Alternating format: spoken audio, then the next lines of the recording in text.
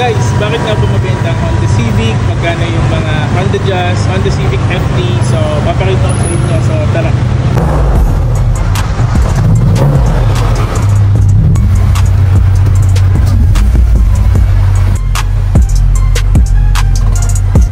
So, ito yung Honda Civic ko sa harap na 90s VTI model. So, normally nasa 180-200 siya.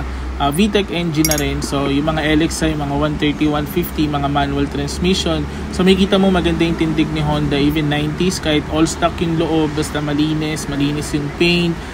Tapos naka-lowered onte. Lagyan mo lang ng muffler or subframe sa ilalim, support sa suspension. Mas maganda lalo yung tindig. Honda Jazz 2009 and 10 model, automatic, around 330 to 370. Depende sa ayos. So, tulad niyan, clean paint, naka-mugs, pero not for sale kasi kay misis yan. Then, hello to my wife sa stock FD 1.8V, around 220-250, then 280 pataas yung S variant. So, thanks for watching. Sana may natutunan kayo.